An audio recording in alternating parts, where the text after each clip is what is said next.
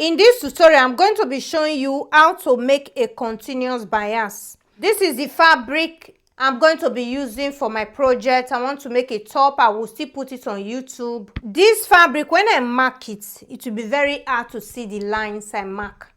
That is why I cut this white to use it to do this bias. It's just for illustration purpose, okay? The beauty of making your own bias is it just goes with what you sew. You understand? And you can make it. You don't have to buy it. So this is the bias maker. It comes in sets. I use this a lot. This 18. This one is 18. So the way you do it, you times 18 by 2, which gives me 3.6. So I have my ruler. This my ruler is already 3.6, which is approximately 138 inches. 1 inches and 38. You understand me? So what I will do first, I'll put this aside. For this bias maker, if you want to get it, you can go on my TikTok profile, is there. Then I will take my ruler, you see, I'll put it in the edge here. I'll just mark this edge here and mark this edge here, okay? Then I will rule it. Just pay attention to what I'm doing.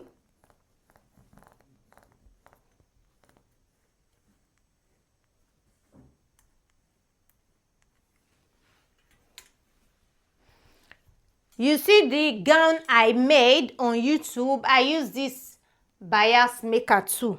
So I will cut it.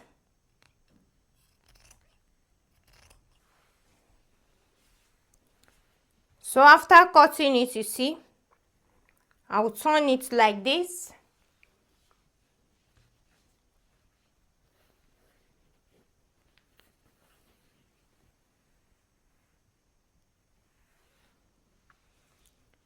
You understand what I did? After cutting it like this, you see, then I will turn it. You do it front facing front. Then I will take it to the machine to sew 1/4 inch. Not too much, 1/4 inch is okay, just in the edge. So after sewing it, I will open it. Then I will open it here. And I will iron it.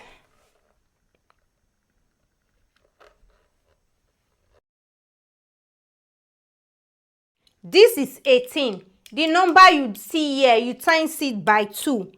And it gives me 3.6 centimeters. And this my ruler is 3.6 centimeters. This my ruler. So, but I will show you in case you don't have a ruler that is that number. The way you do it, you mark 3.6. You see this 3.6 and then 3.6. Then you take your ruler, you rule it. Since I have this ruler, we don't have to use my tape to mark as I did before. In case you don't have a ruler like this, you mark it with tape before you rule it, okay? So I'll just rule everything.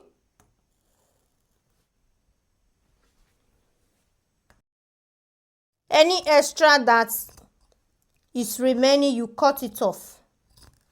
Just like this, okay? So after marking it, then you mark 1/4 inch here, 1/4 inch here,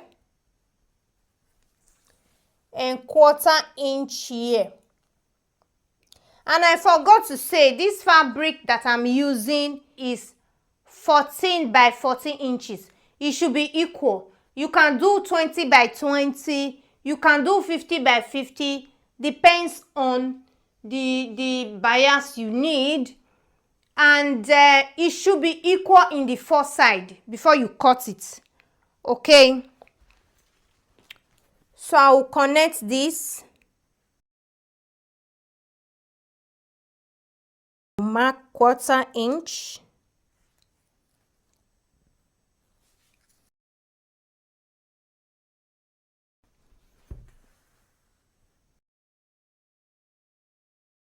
After rolling everything, I will turn it like this. Then I will take this way, I will put it this way, you see. Then I will take this way, I will bring it this way. I'll carry it like this. You see this, you do it, let me show you. You see this line, you put this line to this, not like this, not equal. This one has to be outside, you see. This one is not supposed to be equal like this. It's not supposed to be equal like this. You see the way I put it? It's not supposed to be equal like this. You are supposed to do it like this. This is how you do it. This one should be out. This one should be out longer. Out like this, okay? The reason I mark this line as a 1/4 inch is because it will be easy for me to pin. You see what I'm talking about? You see? You see this line I rule? I will put my needle. Then I will put my needle in this edge. In this line I rule in the other side. Then I will pin it. Then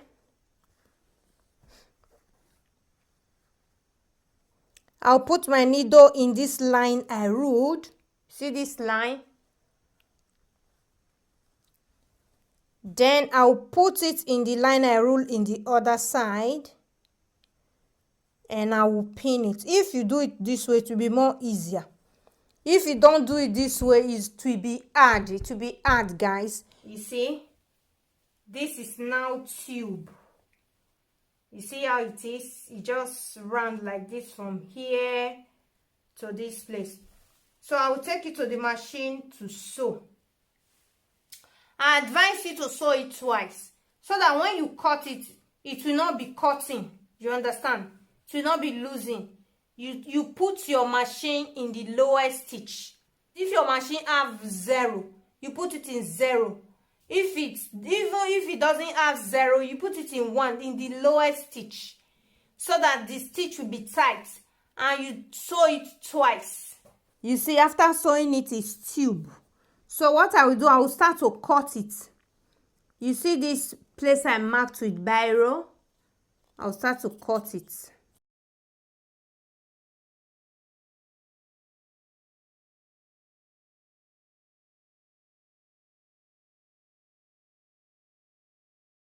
You see the rope I got from 14 by 14 inches piece of fabric.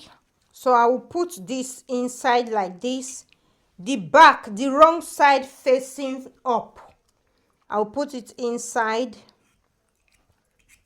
and bring it out.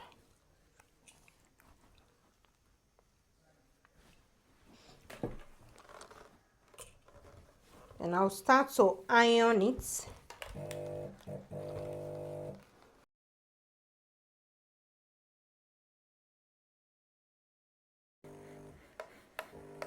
After making the bias, this is how it looks like.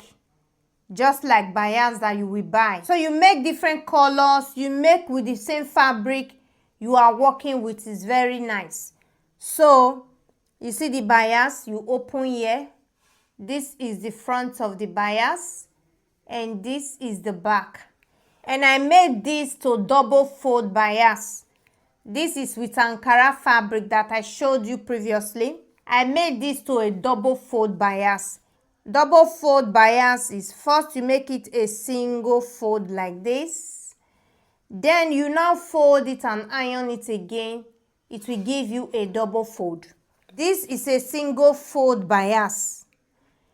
If you want it double fold, what you will do is just fold it again and iron it. Then you get a double fold bias. You see, as I roll this on a carton tube, I will do the same thing to this one too. Then I will use sellotape to hold it in the beginning.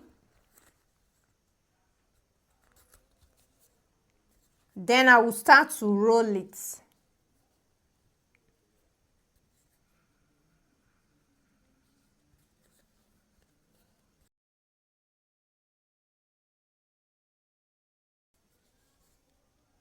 Then I will use pin to hold it down.